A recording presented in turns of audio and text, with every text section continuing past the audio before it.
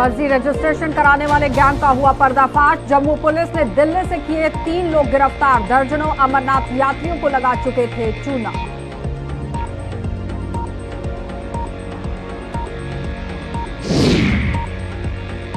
कठुआ में आधा दर्जन गांव खड़े मौत के मुहाने पर। तन्हा नाले का टूटा तटबंध, जानों पर बना खतरा। पिछले साल नुकसान का संज्ञान नहीं ले पाया प्रशासन।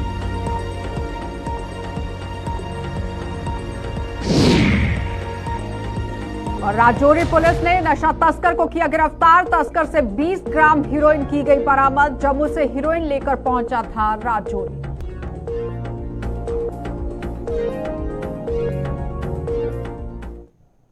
नमस्कार, बुलेटिन में आपका स्वागत है। मैं हूं आपके साथ आशा सरमाल। चलिए शुरुआत करते हैं जम्मू कश्मीर से जुड़ी खबरों की। सबसे पहले अमरनाथ यात्रा के हवाले से आपको अपडेट दे देते हैं। अमरनाथ यात्रियों को फर्जी रजिस्ट्रेशन करवाने वाले गैंग का जम्मू पुलिस ने पर्दाफाश कर दिया है और इस मामले में पुलिस ने मुख्य आरोपी और उसके 2 सहयोगियों को भी दिल्ली से गिरफ्तार कर लिया है।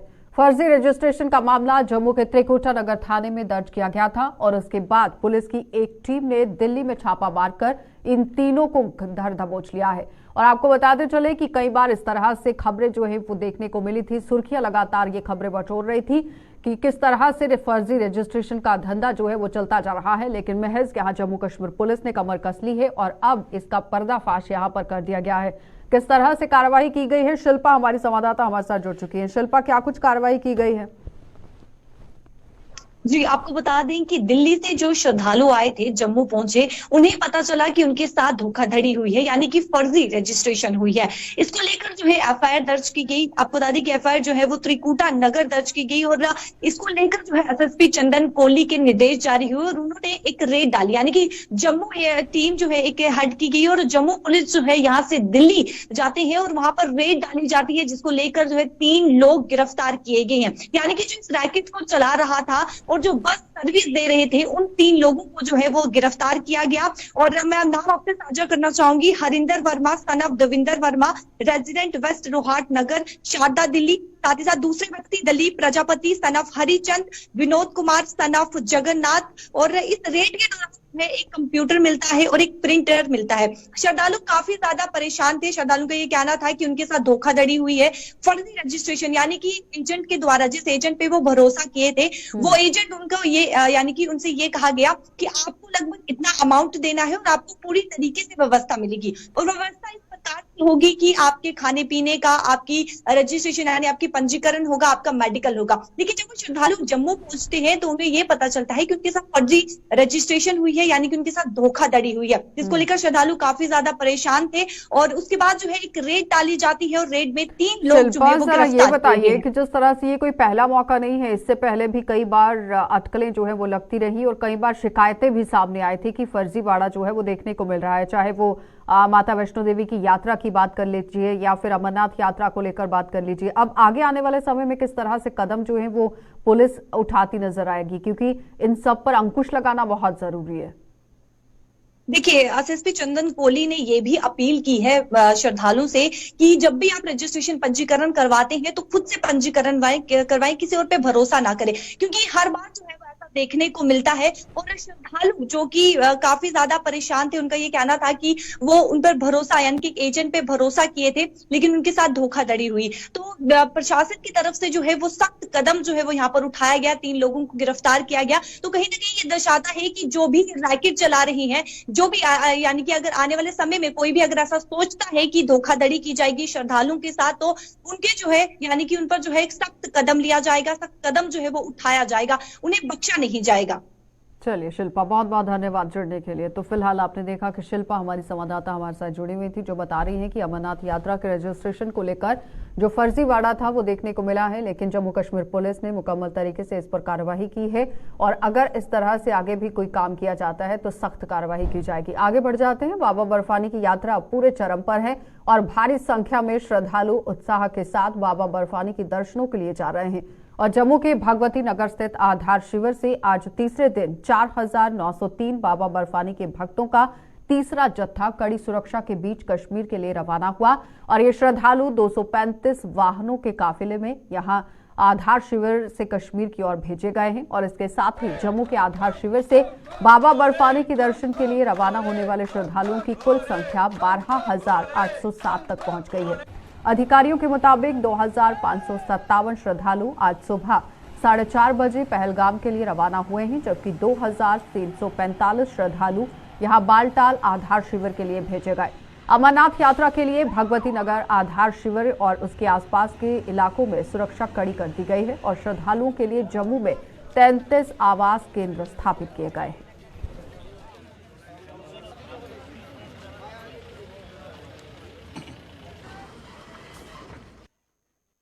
फर्स्ट टाइम जा रही हूँ और मुझे बहुत अच्छा लग रहा है। जहाँ के पूरी फैसिलिटी है, कोई प्रॉब्लम नहीं आई। जो हमारे बास वाले हैं वो भी बहुत केयरिंग है, हमारी बहुत केयर कर रहे हैं, बट हमें कोई ऐसा लगा नहीं कि हमें कोई प्रॉब्लम आएगी। बाकी जैसा चल रहा है वैसे ही चलेगा।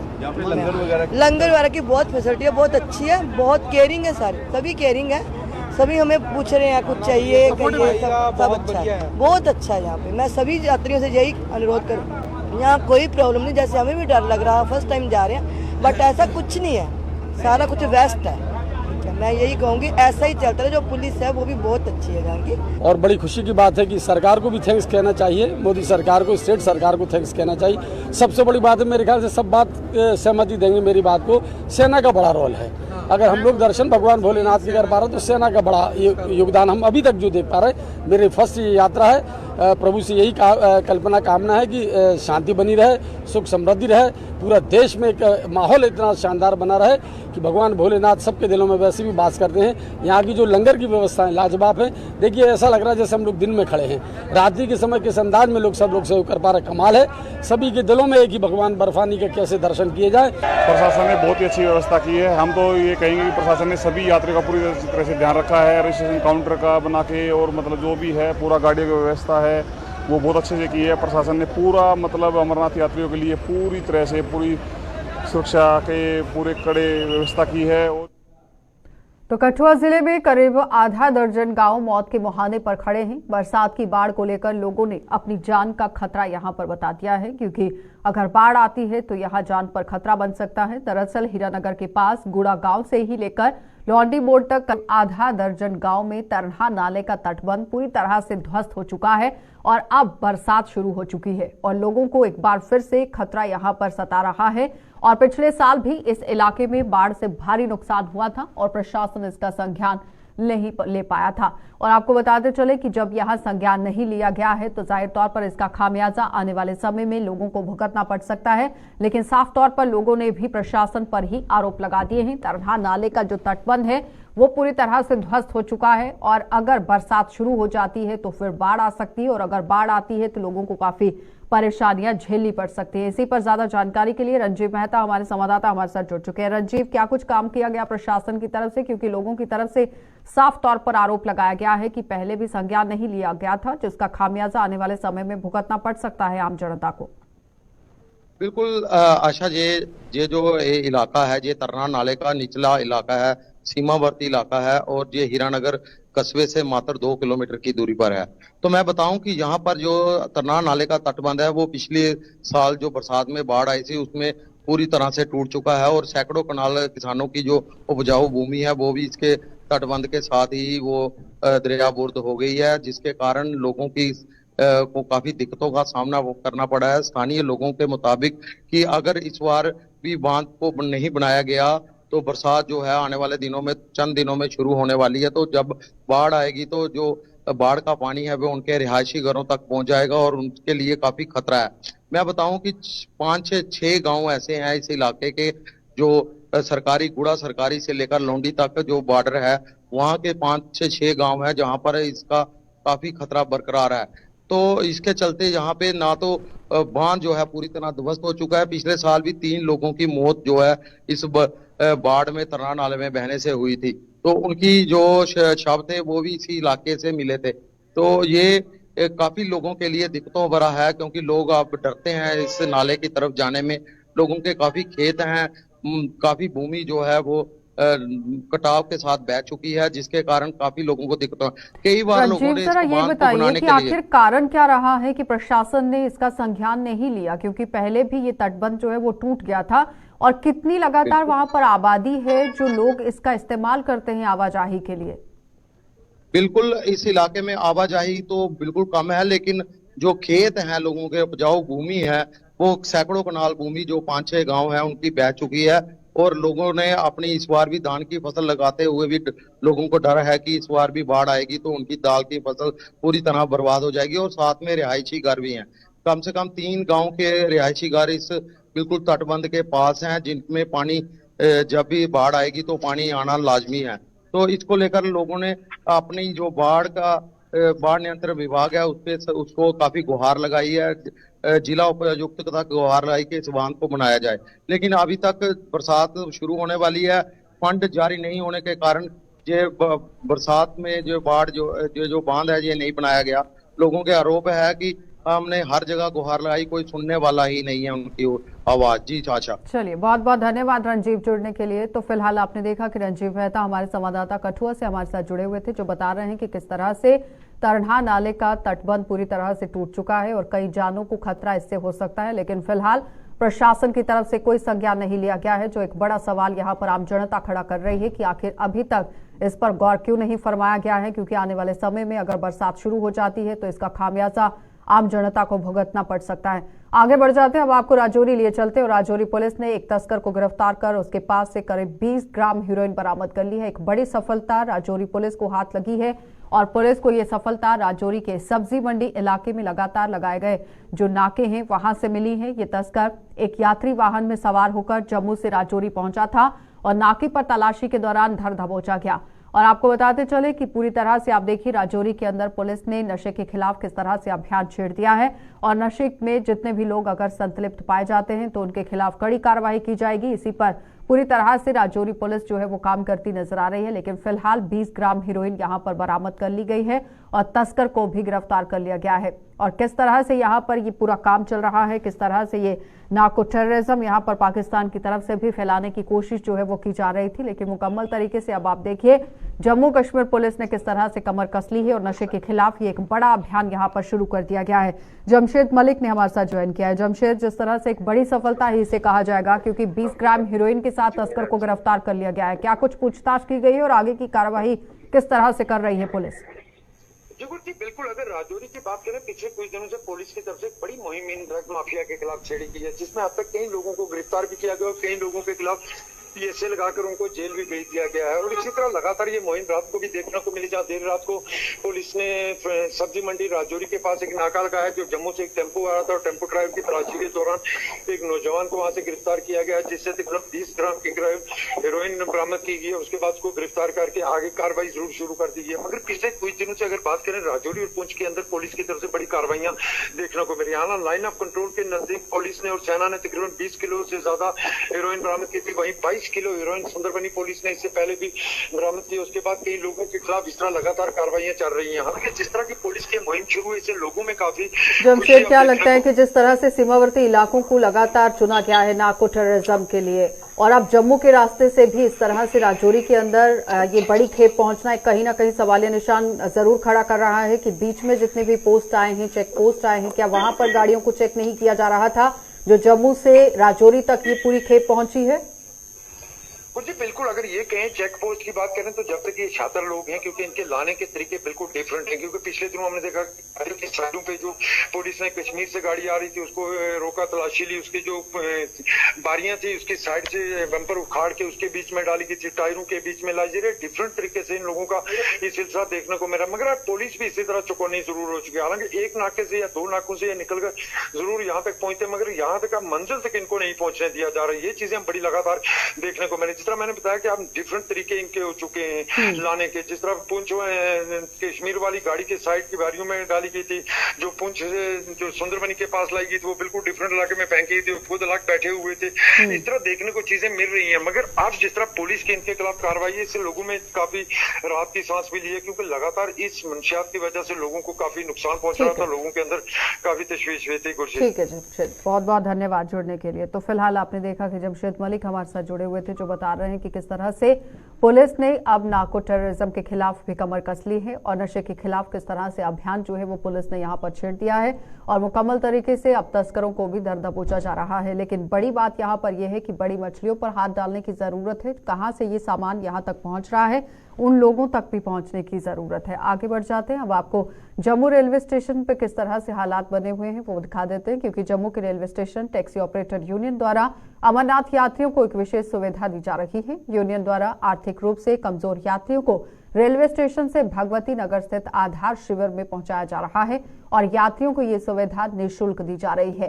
तो यूनियन के महासचिव संजय शर्मा के मुताबिक यात्रियों को ये सुविधा 30 जून से दी जा रही है, जो यात्रा के संपन्न होने तक जारी रहेगी।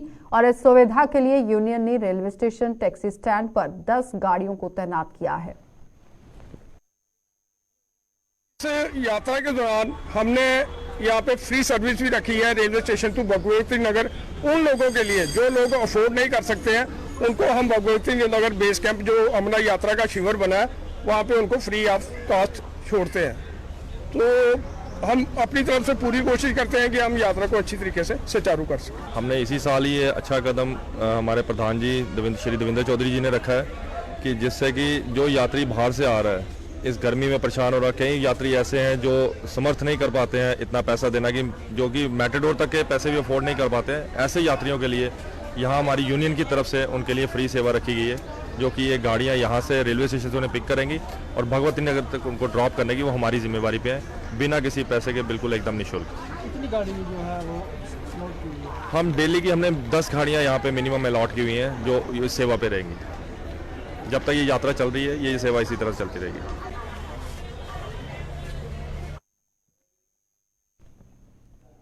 एक और जहां देश के प्रधानमंत्री डिजिटल इंडिया की बात करते हैं, तो वहीं उनके कार्यकाल में ऐसे भी क्षेत्र हैं जो सड़क जैसी बुनियादी सुविधाओं से वंचित हैं। तो ऐसा ही एक क्षेत्र है जिला डोडा के ब्लॉक गंधू का घिल क्षेत्र, जहां सड़क जैसी सुविधा न होने का खामियाजा इस क्षेत्र के लोगों को भुगतना पड़ रहा है। और घिल गांव में एक बुजुर्ग अपने घर से गिरकर घायल हो गया था। गंभीर हालत में ग्रामीण 94 वर्षीय इस बुजुर्ग को चारपाई पर लेटाकर गंधो उप जिला अस्पताल ले जा रहे थे, लेकिन रास्ते में ही बुजुर्ग ने दम तोड़ दिया। और ग्रामीणों के मुताबिक ये कोई पहला मौका नहीं है जब अस्पताल से ले जाते समय किसी ने दम तोड़ दिया हो। इससे पहले भी कई बार गंभीर स्थिति में बीमार लोगों ने रास्ते में दम तोड़ दिया और लोगों ने चेतावनी दी है कि अगर जल्द उन्हें सड़क की सुविधा उपलब्ध नहीं की गई तो वो पलायन करने को मजबूर हो जाएंगे।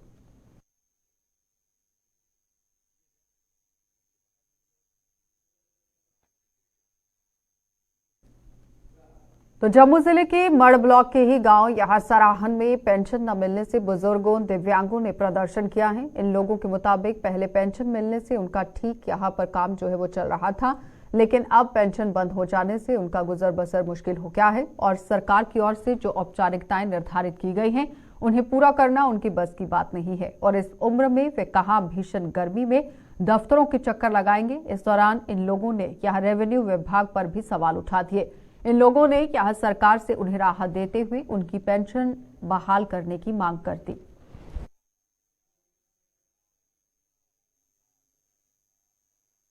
मतलब थकी है जनाब को जी है, हर एक बंदे को जी है, थकी है, लेकिन सारी पेंशन जी 10 साल 12 साल हो लगे, लेकिन हूं बंद है।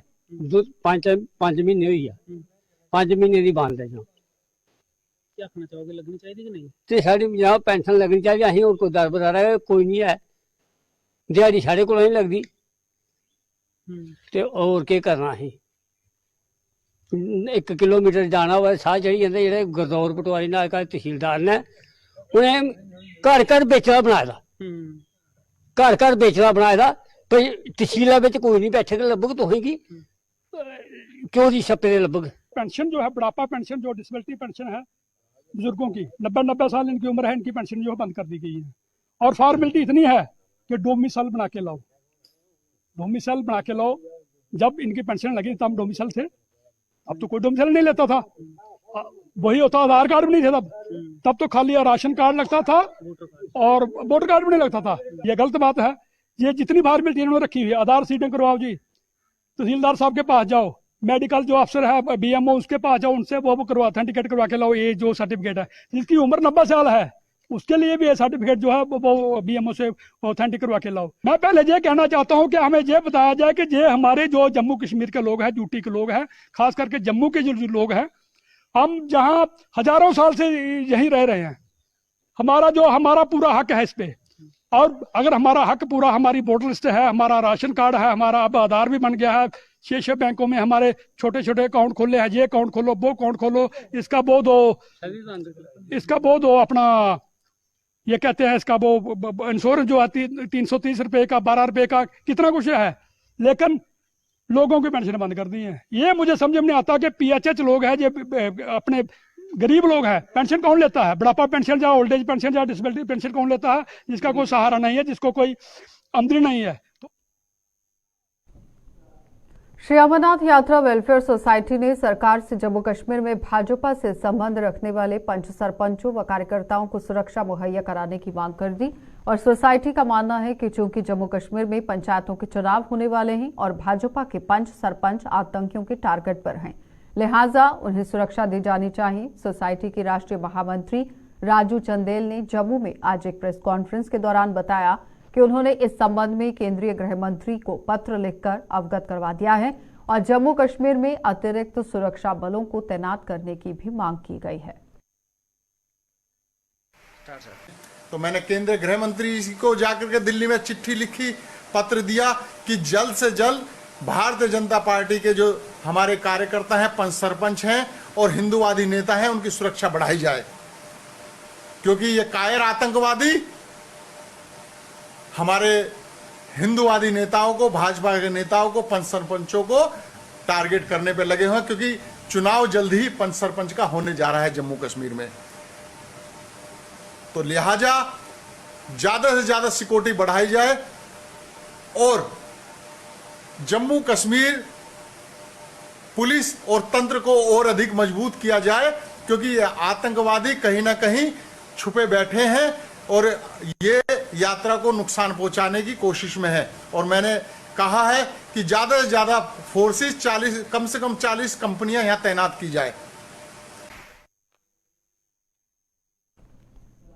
तो जम्मू कश्मीर प्रांत के ही राष्ट्रीय स्वयंसेवक संघ का 11 जून से ये शुरू हुआ है और 21 दिवसीय यहाँ संघ शिक्षा वर्ग 1 जुलाई को औपचारिक रूप से संपन्न हो गया।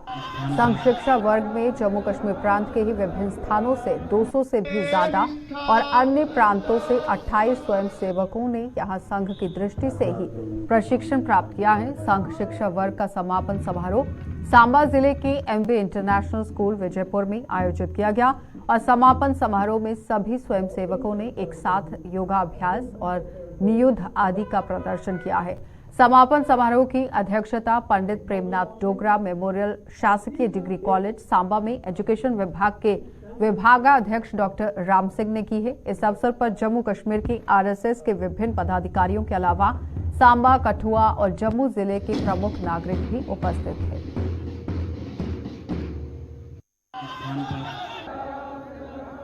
आज का ये जो कार्यक्रम MB इंटरनेशनल स्कूल के प्रांगण में हुआ है, ये संघ की पद्धति में है कि वर्ष में एक बार प्रशिक्षण वर्ग होता है।